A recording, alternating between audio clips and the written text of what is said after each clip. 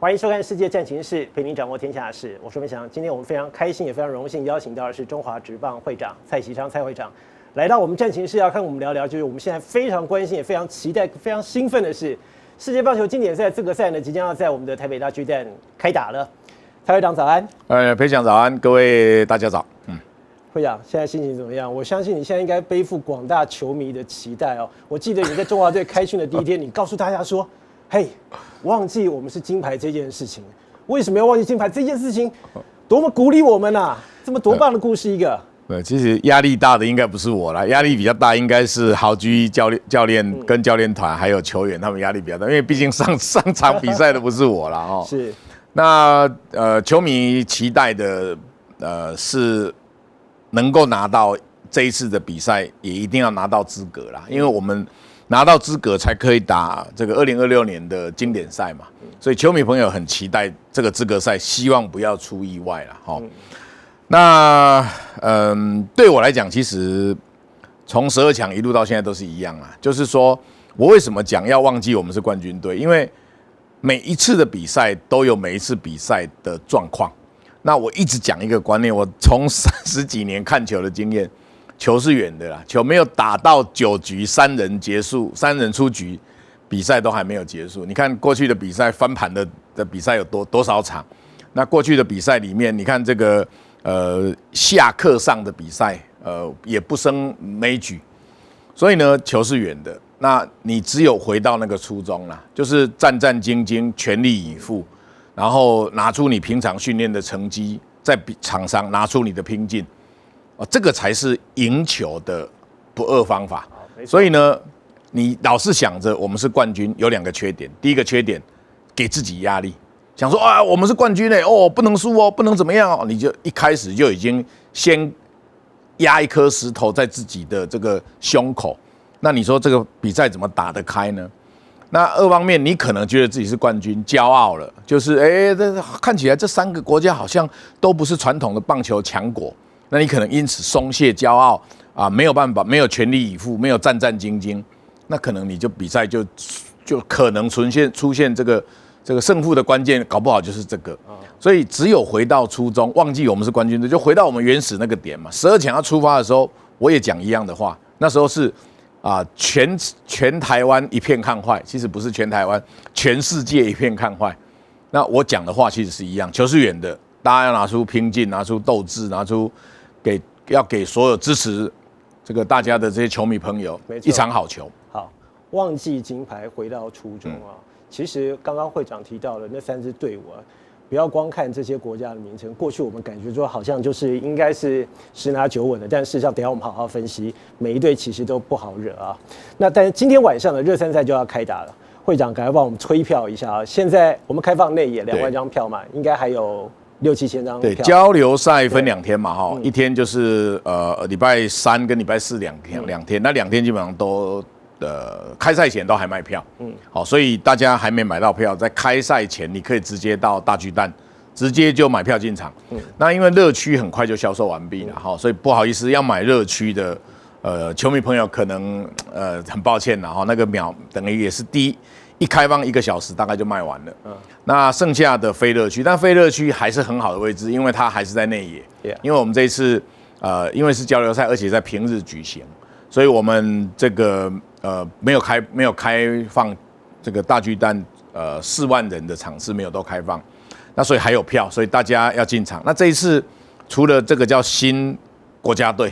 哦，你看到跟12强不大一样，除了陈杰宪之外，全新阵容。那大家也知道，这个全新阵容如果以过去例行赛的成绩来看啊，其实他的这个成绩的亮眼程度，并不输给这个12强的国手。所以呢，这个是一个很有看头的亮点。第二个，韩国乐天巨人这一次，他也很重视这个比赛，所以你看他的这个一军的先发阵容，哈，几乎都是这个用一军先发阵容来面对这一次的比赛，那也很有诚意，还把韩国这个乐天巨人的啦啦队也拉到台湾的大巨蛋来应援。那同时，他们球迷也组团，就韩国的这些球迷也组团来台湾大巨蛋来看比赛。所以呢，这个基本上我觉得是一个台湾跟韩国职棒文化交流的一个很好的机会。今天晚上这场交流赛是很有看头的啦。刚刚会长提到的时候，对方也把他们啦啦队拉来。对，我相信应该12强的时候，不管日本队或者是这个韩国队，甚至古巴队，他们都在台北大巨蛋感受到了这个台式应援的震撼。所以输人不输阵，把他们啦啦队也拉过来，很多硬体也过来。而且我知道这次乐天巨人其实他们就是在台南做春训啊，所以其实在台湾待了一段时间了。今天晚上先发投手就是他们的经典赛的国手朴世雄啊。那么在12强当中，韩国队输给我们，那么所以我觉得今天晚上这场比赛其实虽然是交流赛，但是也有某种程度的面子之争，对吧？我不知道韩国怎么想啦，但是毕竟交流赛它就是交流赛，那我们也借着交流赛调整嘛，是，所以我们基本上教练团的心态不会再把它放在输赢的角度了哈，因为你要调整，那你譬如说举例，一个投手可能投1局，好或者2局，那你不能因为赢就让这个投手一路就投到最后了，不可以这样子，所以调度上还是必须依照教练团对于旅外或者本土中职的这个球员，他再怎么运用跟调度上，还是必须要依照教练团的这个调整的概念底下来进行调度。所以硬要说输赢，应该是说我们会挑一个比较有话题性，或者挑一个对于国家队整体实力的演练或者练习有帮助的。你如果挑一个实力太弱的，是那你这个演练的张力就不够嘛，所以这个都会考量进去。好，今天晚上交流赛，其实另外一个重点就是说，会长提到了，这是一支全新换血之后的中华队。当然，除了台湾队长陈杰宪之外，那之前林家正他也是在阵中的啦。但是前天我觉得这是应该是一个好消息啦。那林家正他收到了这个大联盟的春训的邀请，他跟奥克兰运动家队已经签约了啊。那我来念一下他写给所有球迷，还有写给会长的这个声明啊。他其中写到了，他就说，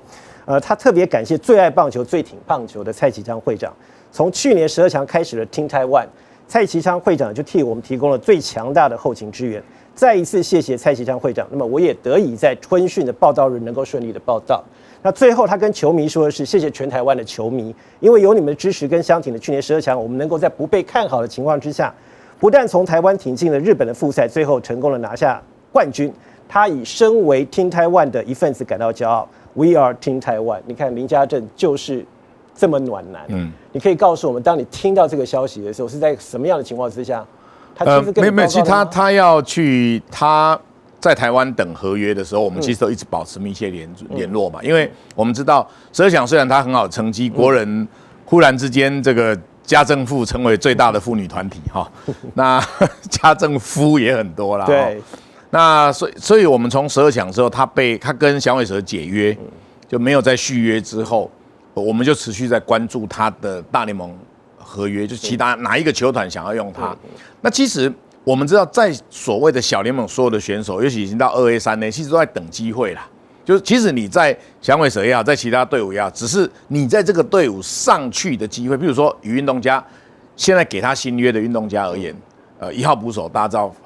很稳定嘛。那2号捕手相对就没有那么稳定，所以如果他运动家给了林家正合约，那他又表现不错，那他就有机会，他等的时间或许会短一点。意外不算啦，比如说忽然有人受伤，这个不算，就他机会可能会比别人短一点。那所以所有在小联盟的选手都是在等待那个大联盟那个机会，所以响尾蛇家政在那里蹲，跟到运动家，其实不见得运动家就比响尾蛇不好。但是那个期间12强结束后，他就在等那个合约，到底哪一个他的经纪人在美国先周旋，到底在等哪一个？那这个期间其实我们就保持很密切的联系，包括家政的伤势，包括家政这个段期间需不需要练球？那当然，因为他爆红嘛，所以可能活动邀约也很多。那不管怎样，我们还是在关注他的这个状况。所以教练团在那个时间点，我们本来原则只挑了，因为我跟这个豪居总教练我们讨论过，他告诉我说，除了杰宪之外，应该其他都会用非12强的国手。那因为家政很特殊，他是因为那个时间点合约还没有签，他人又在台湾，伤势也好的差不多了，又有那个实力，又有那个魅力，又有那个捕手，又当的可以这个带动跟领导掌握整个比赛，所以你说放在那里不用他，好像也很怪。所以呢，那时候豪俊总教练就决定说，哎，除了杰宪之外，也把家政拉进来。那家政当然很愿意嘛，有一个舞台的可以让他继续来表现。那所以呢，我们那个期间其实都保持着很好的互动。那我们也很关心他在美国谈的状况怎么样。所以，后来就有这样的一个机会了，就是运动家提出了这样的一个合约。那所以呢，我们就协助他赶快要怎么处理，包括国家队这边。所以其实国家队都一直跟联盟都一直掌握的这个状况。他自己本人有跟您通上话吗？我们有简讯联络啦。他怎么跟你报告的呢？其实也没报告什么啦，因为大家都很熟。他会感到很抱歉啊，会吗？没有，他是抱歉，当然是他在公开的信上就已经说明了。其实我是觉得不用抱歉啦，这没有什么好抱歉的，因为预期我们都已经在预期当中，所以你看我们现在国家队里面还有3个捕手嘛，就是目前扣掉家政，我们豪居还挑了3个捕手。那所以简单讲就是说，我们已经预算在内，就是说，如果家政能留下来打，那很好。如果家政这个中间有合约要去美国，国家队也准备好了，这个叫做 Plan B 计划到底要怎么来做。所以大家不会觉得，因为我们本来就预期当中他有可能有合约，事实上我们也很期待他能够有合约。那是因为他还没有合约，他又留在台湾，手上又好了，能力又那么好，那你不叫他来打，这个很怪异嘛。所以各种这个状态，我们都已经做过演练。所以他去，我们会觉得，这个我觉得唯一可惜就是很多的家政夫跟家政妇没有办法在这一次的资格赛再看到他披国家队的战袍，再看他这个英勇的表现，只有这个遗憾。但没有关系，我们期待2026正赛的时候。没有错，所以我们更多的祝福，我们更多的不是遗憾，我们更多的是喜悦跟祝福。我们很希望他能够这一次，虽然那个叫大联盟春训春训就是不是说已经上大联盟，是参加大联盟的春训。可是毕竟你要能够参加大联盟春训，就表示球团对你有一定的重视。没错。可能是当下你在一军的，或者未来你很有机会上一军，才可能邀约你来大联盟春训嘛。是，所以我们希望他能够春训完，看能不能就留在大联盟，这是最好的方案。当然，会长刚刚其实已经回答了这个，也许有些球迷会担心了，就是少了家政之后，我们自己的捕手战力是不是会受到影响？但它不代表只是一个捕手的角色而已，它是代表整支球队的一个向心力跟对，因为捕手他角色很特别嘛，他对比赛的掌握程度是全队要最高的。那他能够要去主导 handle 整个球比赛的这个节奏，所以捕手的角色不只是大家只看到那些数据，比如说看到捕手的打击率，看到捕手的阻杀率，对，都是看这些数据。但是捕手还有很多隐形的数据，是我们很多可能在数据的呈现上，他很难用数据来表现。那所以捕手是很重要嘛，但是虽然我们少了家政，但我们还有崇宇，还有宇杰，还有少宏，这3个也都是在台湾这个中职里面很优秀的这个捕手，所以我们还是有信心的。虽然没有了家政，但是我相信这3位捕手还是可以一定程度扮演起这个家政的这个角色。是好，少了家政之后，那陈杰宪就变成是唯一的12强里头的选手，继续要带领这支新的中华队来奋战资格赛。那杰宪其实台湾队长大家非常关注的是，最近他的合约要公布了。对，那之前我们看到了，包括是陈子豪，包括是江坤宇，他们都拿到了上亿的这个合约的身价，当然也跟他们的身价是这个相匹配的。我想请教会长，就是说作为一个中华职棒的会长，您怎么来看待杰宪的这一份合约，在最近这几天可能公布的，它对于中华职棒未来的一个发展，它代表一个什么样象征性的指标意义？好，杰宪这个合约公布，一定是第一个一定会超过江坤宇啦，这个因为兄弟在先把坤宇的10年合约公布，所以他等于起了一个定锚作用了，就是标准在那里。那你说，坤宇很优秀，这个是台湾未来，我看未来很多年期间的当家游击手，国家的队的当家游击手。可是杰宪的表现跟杰宪的人气，所以看起来这一张合约势必会一定要超过坤宇的这个合约，所以这个大概是我自己或球迷朋友大概可以预想得到的。那所以对会长的角色而言，我讲过，职棒要把饼做大。没错，职棒把饼做大的概念其实很简单，当职棒大家开始每一个球团从过去公益的形象跟角度发展成商业模式，大家营收增加，票房增加，收入增加，那对于未来有预期，他才可能给大约啦。那职棒的饼做大，不是只有球团的营收增加，而是球员的薪水、球员的福利跟球员的照顾，同时随着饼增大也跟着增大，这样的增大才有意义嘛。所以我讲的是一个全面性的增大。那你说职棒有没有发展跟进步？你现在回到职棒元年，你可以看到当时最强的，像什么黄平洋啊这些最有名的选手，他们李居明啊，他们一个月薪才8万块了。哦，那你看现在可以谈上亿元的10年上亿元的合约，那你就可以看到一路的进步。那特别是今年都发生在 FA 前2年还好，有在微幅上升。可是真的大爆冲是今年开始，你看从陈子豪的这个大约，一直到江坤宇，然后接下来要公布的陈杰宪，应该是说张育成第一个嘛，就等于说去年的张育成，然后接着今年的 FA 的陈子豪，10年约的江坤宇，接下来陈杰宪，所以你可以看得到这2年职棒更是往前跨一步，那就表示说这几年我们对于打造职棒的环境。的确起了一点效果，球团开始觉得，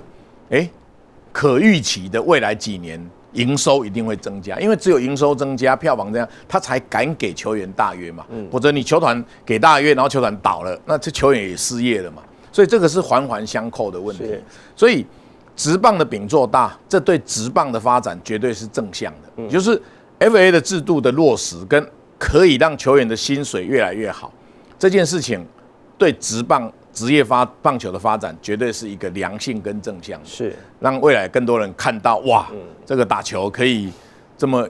有这么好的收入，所以我们很多打棒球的孩子，他就有人生有追寻的目标嘛，所以这个其实都是长远来看都是非常好的。我相信2024跟2025在台湾的棒球史上面，绝对会留下一个非常非常关键而且重要的印记。待会我们再来提，就是说不管是硬体、软体，我可以说是天时地利。各种环节都配合在一块儿，然后导致于台湾的棒球在这个时间点会有一个突发性的一个进步啊。那刚刚提到了，就是陈杰宪，他的合约最近几天会公布，那他是新的中华队里头，唯一的这个之前的12强的阵容之一。那至于在教练团部分我们来看一下，在教练团几乎都是之前12强的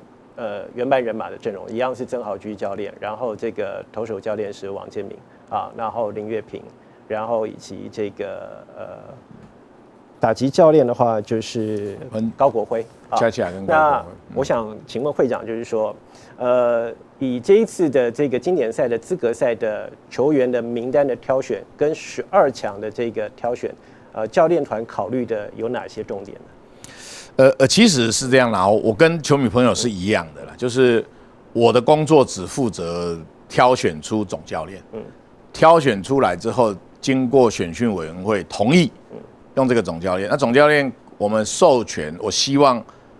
授权给总教练去组成他的教练团。我想程序从12强一直到现在，其实都是一样的。那挑选完之后，教练豪居总教练就会去找教练团商量，他们要挑什么样的选手作为这一次比赛的国手。所以如果看原则，我没有办法事先知道。那个挑的原则是什么？但我跟大家一样，我只能事后从名单里面我来解读这个豪居总教练的逻辑。那其实挑不是挑哈，其实是这个要怎么说？就是说旅外也好，中职也好，我们大概你试着算一下嘛，大概我相信100出头个选手，大概我相信这个大概就是教练团。可以看到的菜色了，材料。那每一个教练，总教练他在从这100多个原料里面，他要煮成什么菜？他如果挑了很多的素材，可能他挑了鳗鱼，那他可能准备要做鳗鱼饭嘛。他如果挑了熊掌、鱼翅，他可能准备要做满汉全席。所以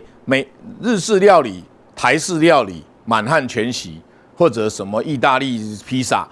每一种我们很难去比较。你不能跟我讲满汉全席比较好吃还是披萨比较好吃，这是完全不能比较的概念。可能都好吃，可能师傅做烂，两个都很难吃。所以教练团他只能从现有的材料里面去挑出他要做的菜色。所以教练团他选他一定有逻辑。譬如说我举例，豪居总教练，你看这一次的比赛，他跟上一次一样，他野手他的内野一定挑大量可以守中线的球员，12强是如此。哦，那12强大家不是一直质疑他吗？你挑那么多这个游击手，挑那么多中线的，那这很奇怪啊。可是事后证明，好，当张振宇跑到3垒的时候，我们等于有2个游击手，2个都守备范围很广的游击手，让这个3游之间或者2游中间，你根本就2、3垒中间你根本穿不过去。会长，那我插播一下，上一次12强的球员名单公布的时候，网络上面有很多的声音，骂声一片。我想知道这一次资格赛的球员名单公布之后，反应又是什么？那反应就是有人先一七早八早就讲说，我无条件支持曾豪居所选的啊，不然有人在讲说要不要先印道歉表。如果有人在质疑的话，是，所以你可以看得到那个氛围是不一样的，好，整体氛围不一样。但是逻辑啊，就我们回到棒球的本质的角度，好，这个花絮先不谈，回到本质的角度，豪居的逻辑是很清楚的嘛。以他的带兵的经验里面，他在内野里面他挑了大量中线的球员嘛。那第二个年轻嘛，哦，其实上一次已经很年轻了啦，这一次更年轻，这一次挑的更年轻嘛，哦，所以这个都是有几个主轴跟方向，你都可以看得出豪居总教练在既有的菜色里面他怎么挑。所以上一次他这样挑很简单，上一次有疲劳的，上一次有受伤的。上一次有一些旅外已经达到球速，球团不放人的，所以他只能在既有菜色里面要决定他今天要出什么菜。我记得他那时候说过，他3个条件，第一个条件就是健康、意愿，然后第3个才看你的数据，对不对？那这一次我们来看，我们在资格赛啊，当然顺利的话，我们最好打3场就能够晋级到会内赛。那如果有必要的话，要打4场。我们这一次带了15个投手。那么之前大家其实非常关注的是，像徐若曦，他在12强的时候是因为伤势的关系退出了，古林瑞叶也是。那大家非常关注的是，古林到了日本去火腿队，听说他的这个又有伤情的报告传出来，大家非常关注的是，那古林这一次可以打资格赛吗？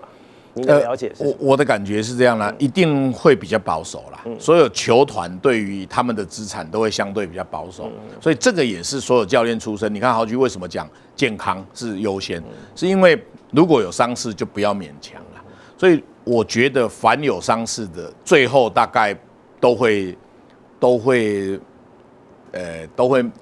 免为辞退啦，就会都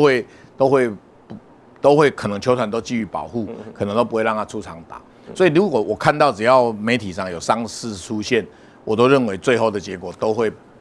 留得青山在，不怕没柴烧啦。又不是今年打完以后就没有国际赛了，明年还有国际赛嘛，所以大家都是健康为重要了。所以这个是保护球员的做法，所以我个人也非常支持。所以我看到古林这种有这样的一个伤势出现，我就觉得。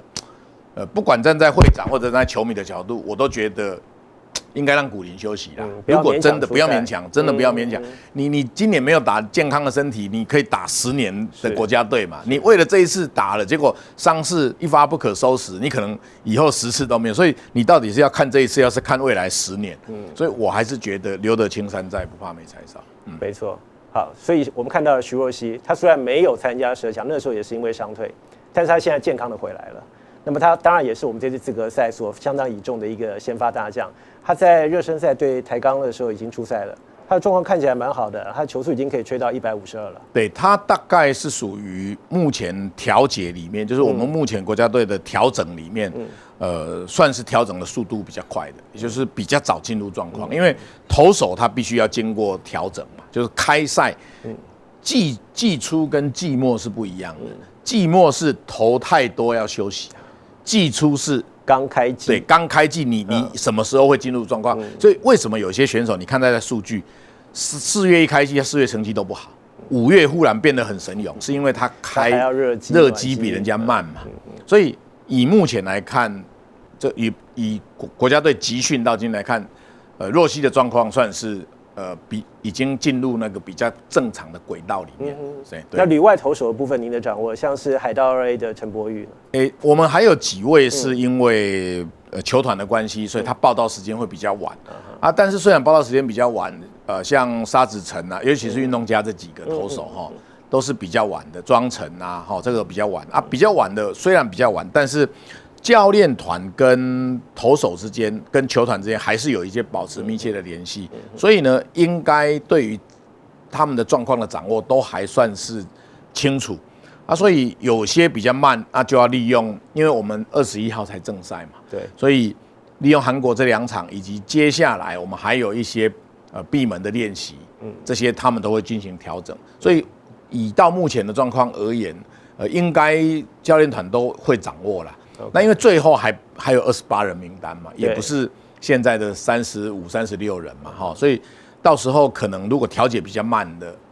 或者状况还没有进入到那个比赛的节奏的，也有可能会被割爱嘛。所以19号的时候是最后的名单，对。所以我们目前是带了15名的投手。对，再来看野手的部分，15名投手是带的比上次12强还要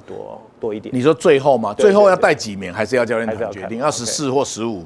这个都要教练团来做决定。现在应该不止14、15，现在应该18个还是19个吧 ？OK， 好。那野手部分我们来看一下，就是张育成。张育成其实12强的时候最后也是因为伤势，所以没办法打啊。那我觉得张育成呢，他跟陈杰宪是一样的，就是说他们有那种可以凝聚团队士气，就是他一棒敲出去可以这个激励全队士气那样的指标性的球星。育成最近的打击状况似乎调整也蛮好的，您的了解是什么？他算如果以到这个目前来看的话，他算是比较慢一点的，状况算是比较慢一点，就是说相对慢热型啦，但是我觉得职业选手这样啦，就是说像育成这种等级的，他应该自己知道节奏要怎么处理啊，所以我觉得以教练团的角度来讲，我没有感受到教练团对育成有太过多的担忧啦。那子豪算是调整比较快的，就是说如果以谈未来我们可能出现的中心棒次的角度而言，可能子豪的速度算是比较调整比较快。他在热身赛第1场就开轰了，对，第1个打席就开轰了，所以他的状况是已经对，是进入状况比较早的，就状况比较好的一个选手。所以你有跟豪居教练聊过，就是说中华队的中心棒次或者说开路先锋，他现在有哪些主力的人选吗？我基本上这样啦，就是说，豪居跟教练团他们有一个想法，对。那我如果有询问，他们会告诉我，但是我基本上很少去问这些事情。我觉得就是这个就尊重他们嘛，问你会让人家觉得啊，是不是回定有什么想法？我基本上我是很少去过问这个事情。那但是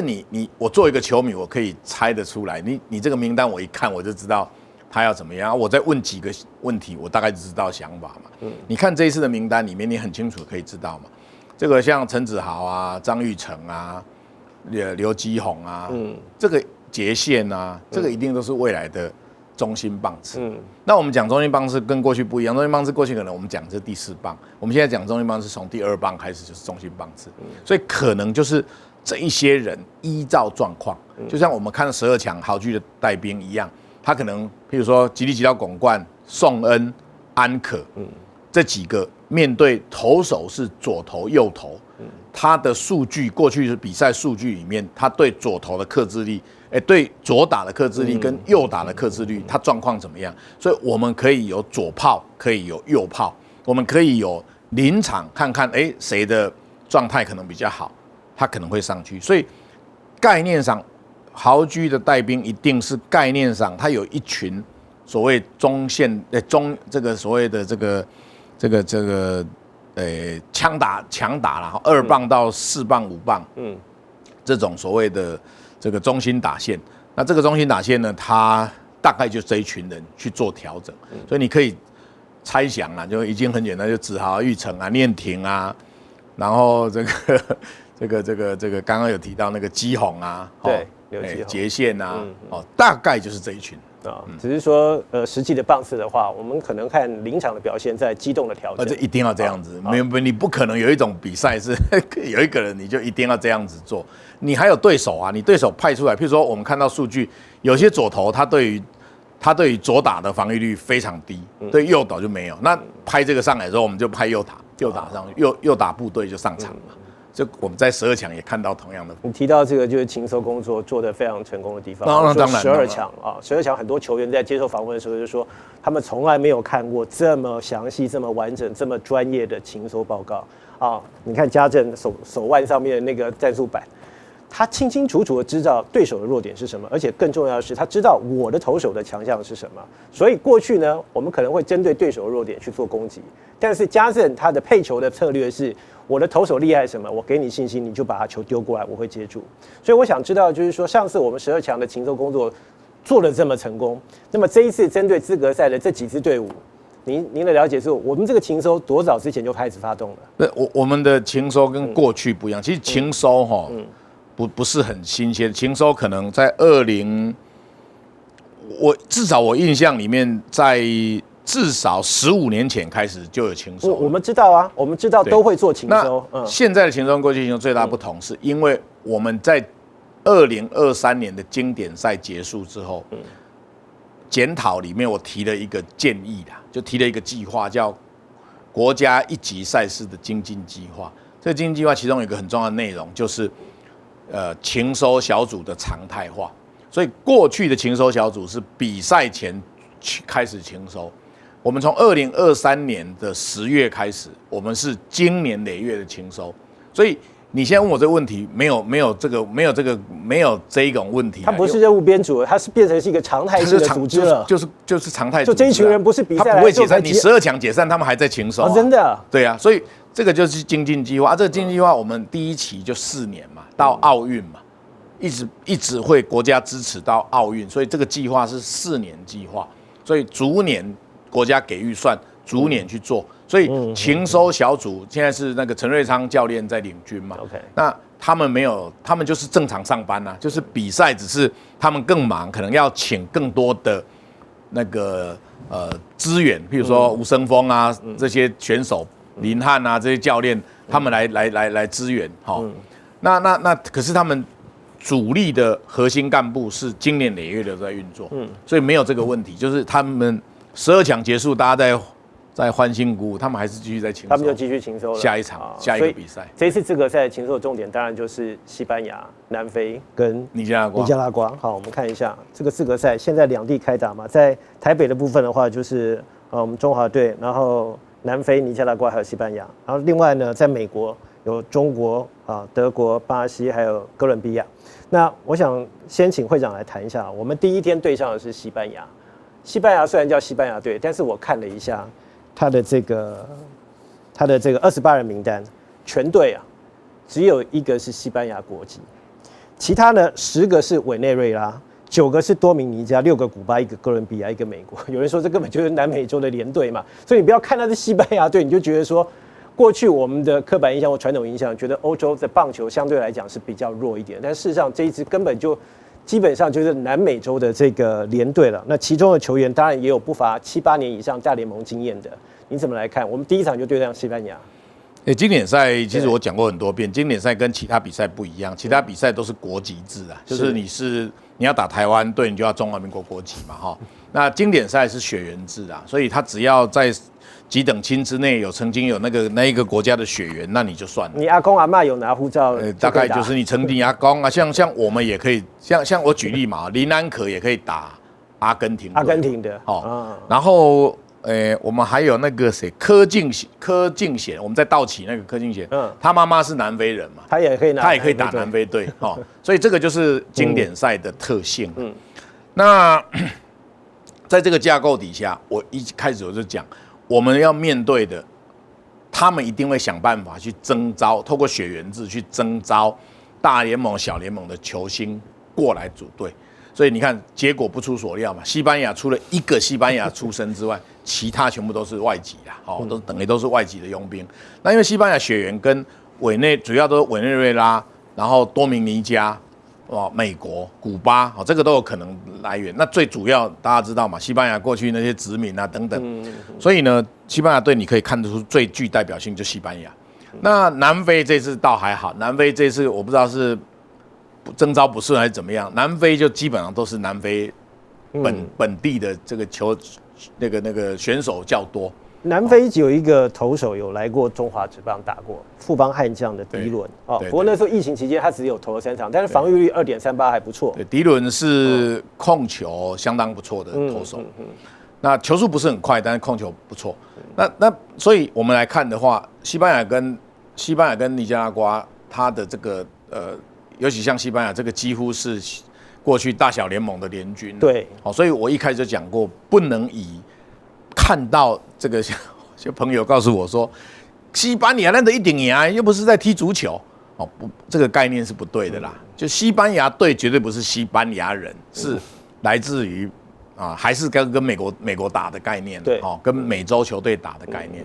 所以这一次如果以这样的数据来看的话，南非如果他没有办法征召太多大小联盟的话，以本土来讲，那南非可能相对在数据上，它可能是4个国家里面相对最弱的。那尼加拉瓜跟西班牙这种有征召过去很多都是大联盟经验的，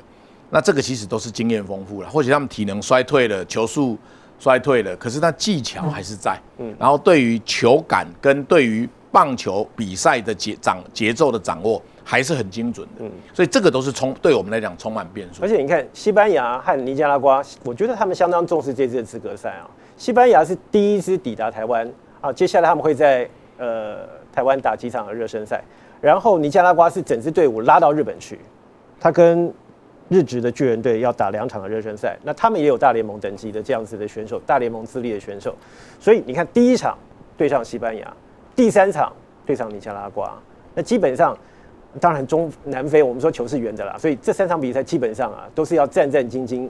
一场一场的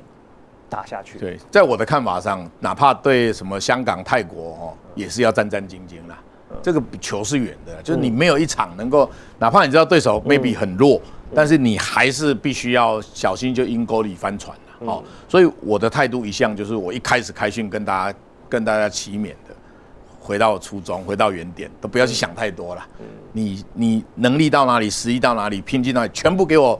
这个18般武艺都弄出来就对了。这个就态度嘛。所以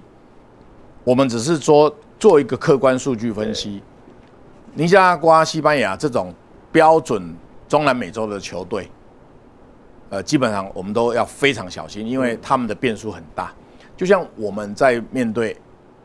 过去我们在打，包括12强，面对多米尼加、面对古巴，你看我们的情搜小组都会告诉我们的球员，打败韩国，第1场打败韩国，并不表示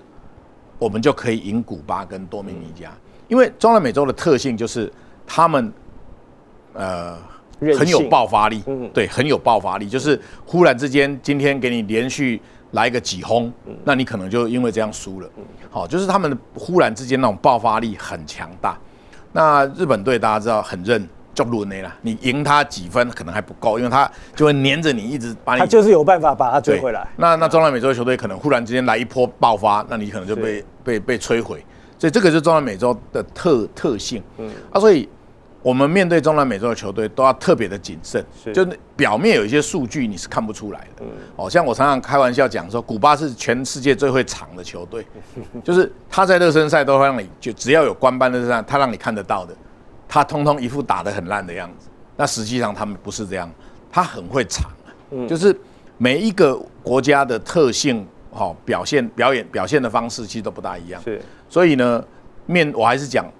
西班牙跟尼加拉瓜，它就是中南美洲的球队。那对于这个球队，我们就是要步步为营，步步为营，一场一场拿下来就对了啦。会长刚刚其实一开始有讲说，希望中华队忘记我们是金牌，压力不要那么大。但是回到初衷这件事情很重要，记住我们12强怎么赢的态度，我觉得也很重要。也就是说，虽然赛前看这些数据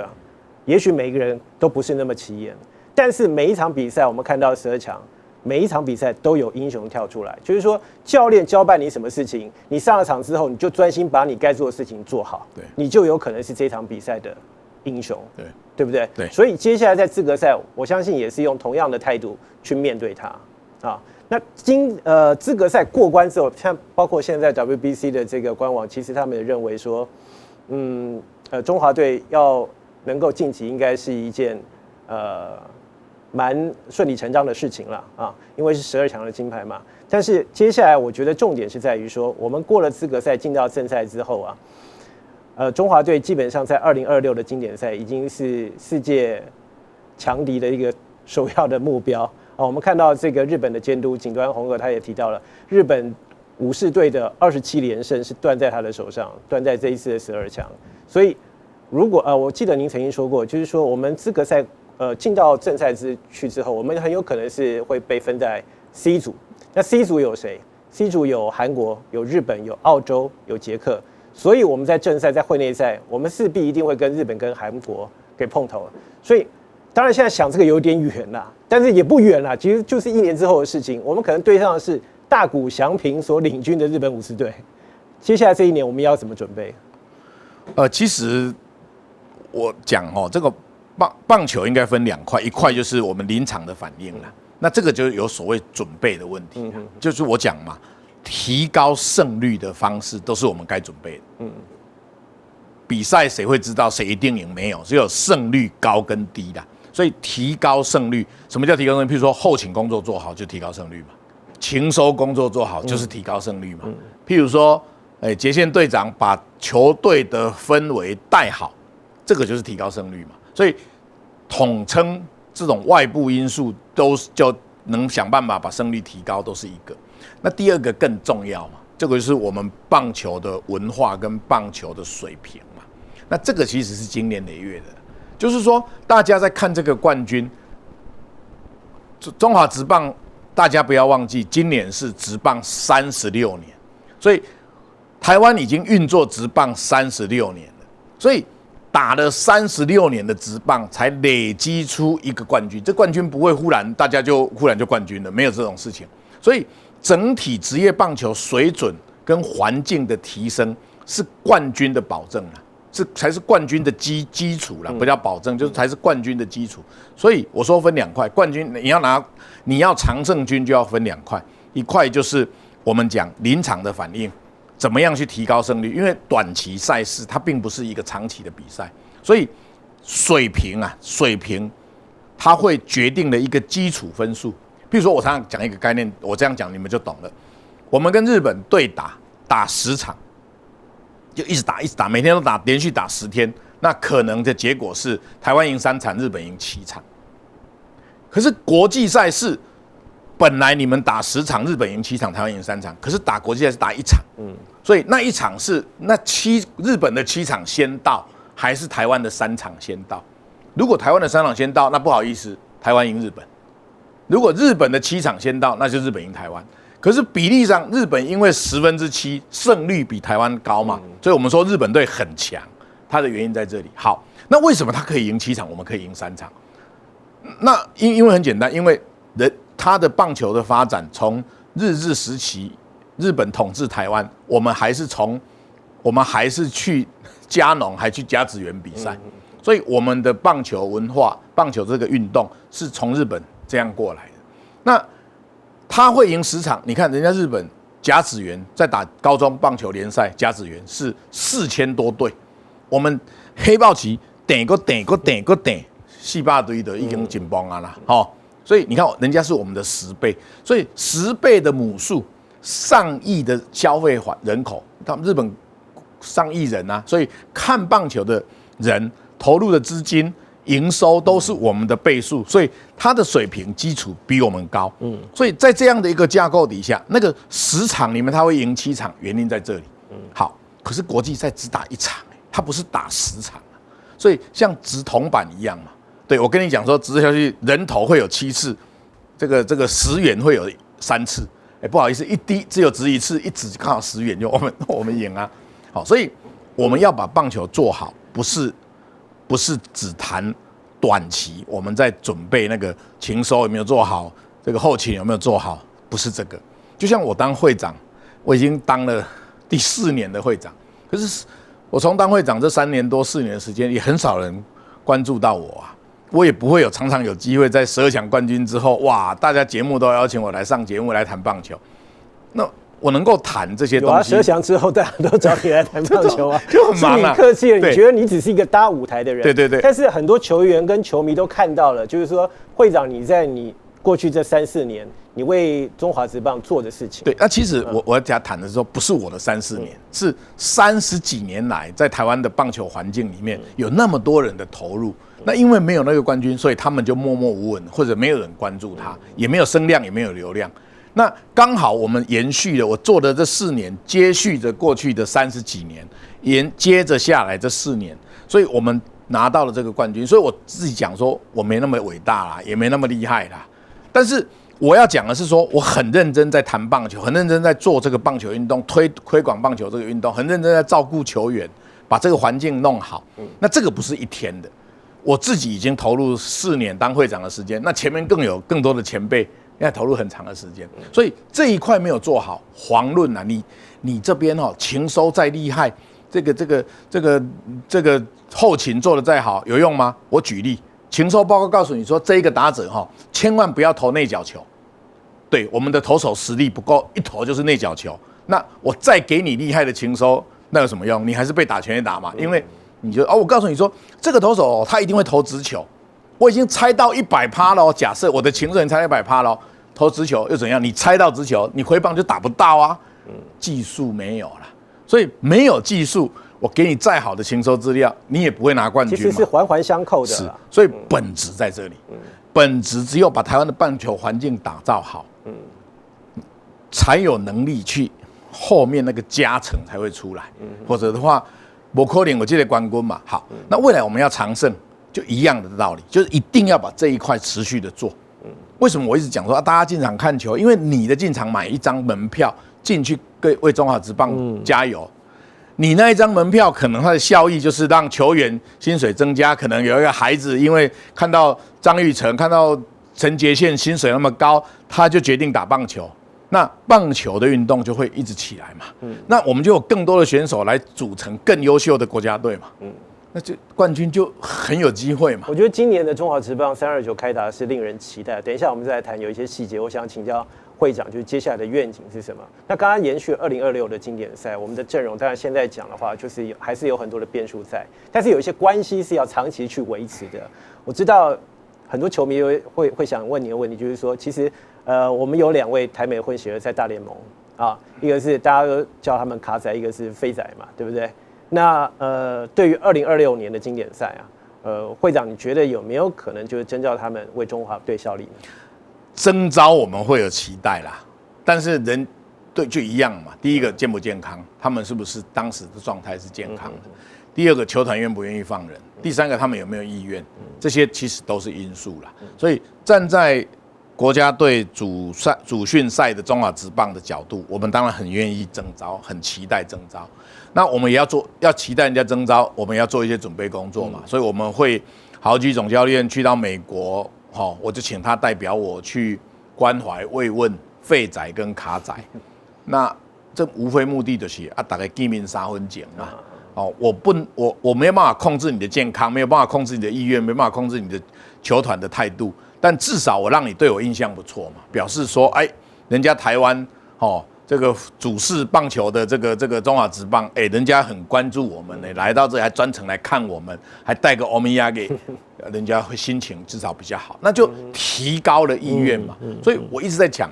我这工作都是在增加那个胜率啦，提高意愿。就我们能做的，我能够做的就是这个嘛。比赛场上我不是选手，也不是教练，这个不是我的事情，我没有办法去做。但是我只能在周边把环境做好，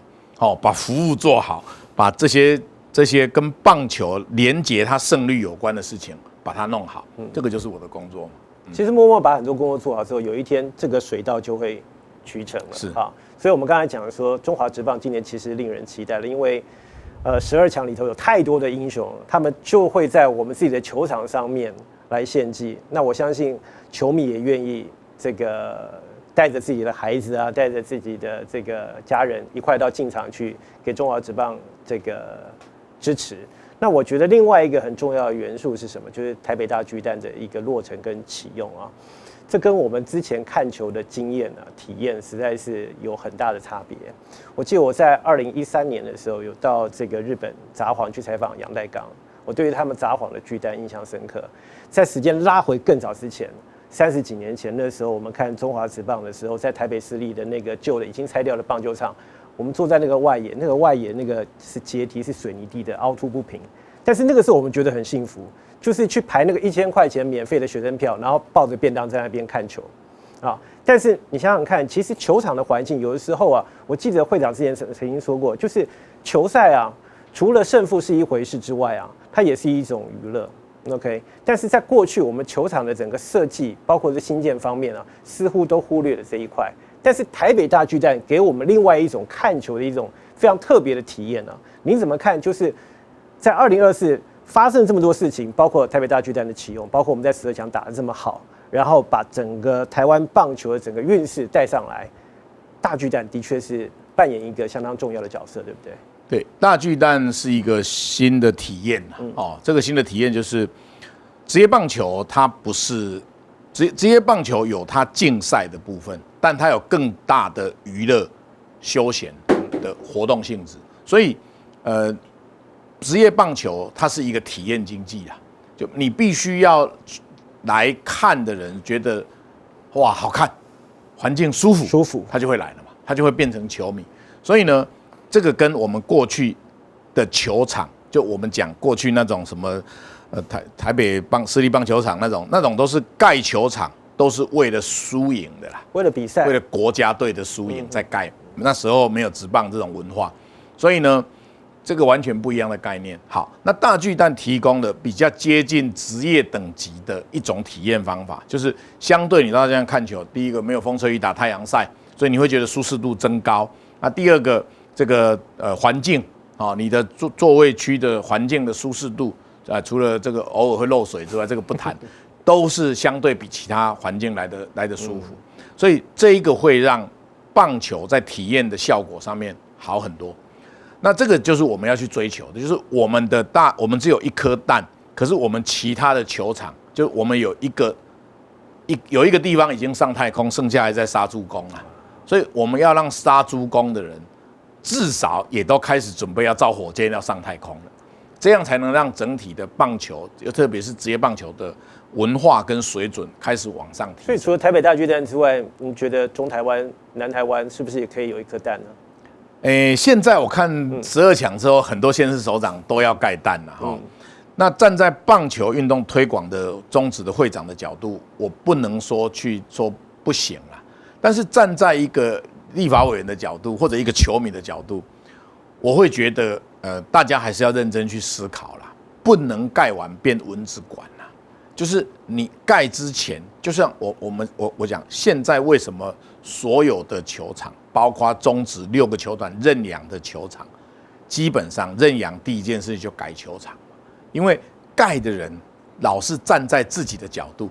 甚至他可能找来的设计师、建筑师对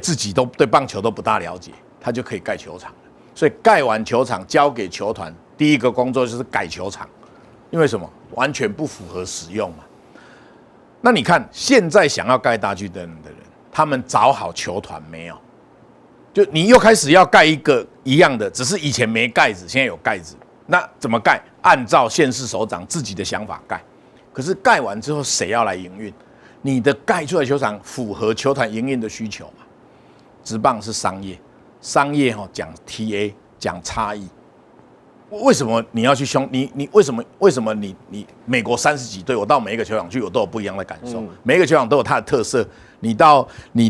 芬威球场，哇，你在外野那很有特色啊，那个在那里吃东西。你到每一个球场都有它的特性跟文化，为什么？因为这个叫差异嘛。那差异就会让球迷觉得，我要去体验一下那里，这个也要体验一下。那大家都长得一模一样，那我看一个就好了，我就全部都一样嘛。所以你盖出来的差异，你要让球团把它的特质表现出来。富邦，对不对？叫做新庄这个城堡，欢乐。那你要怎么？人家如果富邦自己盖，或者富邦跟地方政府合作，从设计就开始，那他就会打造出，那搞不好就真的盖得像一个城堡的球场出来。然后里面可能那个舞台有很好的 KTV 设备，因为大家喜欢唱歌嘛，来到新庄城堡就抛开烦恼，大家唱歌嘛，那个是富邦的特色。那你盖完了丢给富邦，富邦说这都完全不是跟我的球团的球风文化完全不同，他就开始改球场了嘛。所以一样的道理，过去是如此，未来我不希望地方政府再犯相同的错误。所以要做出特色，要做出差异化，要做出商业化。这件事情的第一工作就是先找球团合作嘛。你盖这场未来到底要给谁来当主场嘛？不然的话怎么活得下去呢？你想，一年职棒有多少比赛？我们只有一个联盟，只有6个球团。那台湾有那么多的球场，到底要分散在哪里打？你的球场根本一年只有我联盟一年才5场，那你剩下的时间怎么办？一颗蛋，你剩下时间要怎么办？你要有整体的规划嘛。那你政府比较成本概念薄弱，成本分析概念薄弱，人家球团，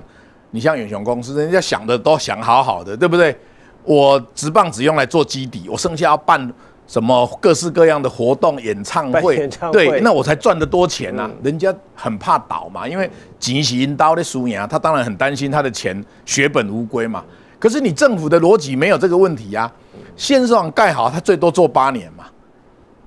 这一个球场每一年要亏1亿、亏2亿啊，这个管起定他要来想办法啦。我都盖好了，你自己经营不力啊，所以没有成本概念嘛，所以只有一开始我一直提到几个重点嘛，要盖大巨蛋，我说我不反对，但是第一个不能变文字馆，不能如何不变文字馆？第一个一定要一开始就先找好你要跟哪一个球团合作啦，就是换言之，你的未来的营运模式你要先想好了。第二个一定要交通便捷嘛，交通便捷的意思就是说，你看台北大巨蛋为什么会成功？除了它是第一个巨蛋之外，它交通实在太方便了。你开车、坐公车、坐捷运，马上就到了球场了，所以它条件太好 ，location 太好了嘛。好，第三个，所以你未来你要地方现在其他的县政府要盖，你一定要在你的捷运规划最好有一站就是巨蛋站了，这样才能够让大家四通八达，大家意愿会去那里的意愿会提高。是。那最后一个就是说我希望分散了，因为你如果说举例台北市这个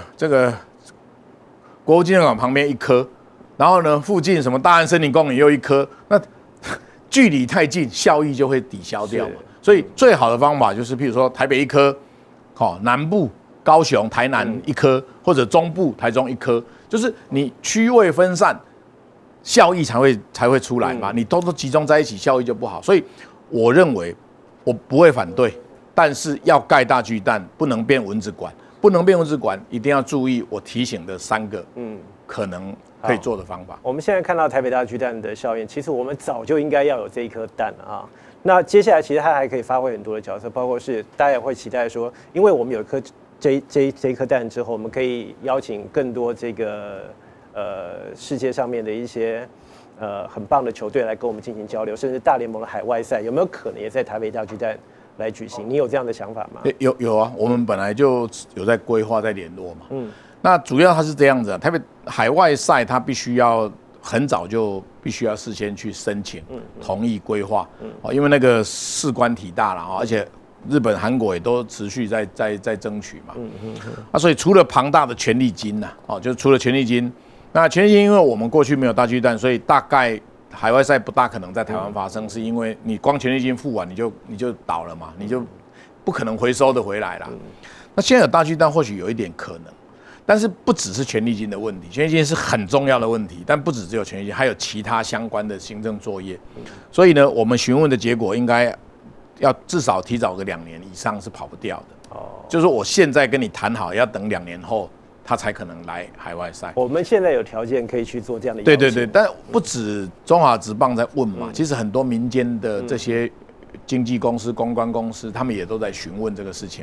那站在会长的角度都是支持的啦，因为来带动台湾的棒球热，然后让大家更关注这项运动，这个都好事嘛。所以我的态度其实都很开放，也很支持。OK， 好，最后一个问题，我想请教会长，就是说12强虽然已经过去了几个月，但是我觉得那个感动，对于所有台湾的棒球迷来讲，一直放在心中。后来有个想法是说，有人要把它拍成电影，事实上它的情节根本就是电影的情节。那所以《冠军之路》这部电影现在的进度是什么？您有了解到吗？其实我不了解呢，因为这个就是民间的公司，他们电影公司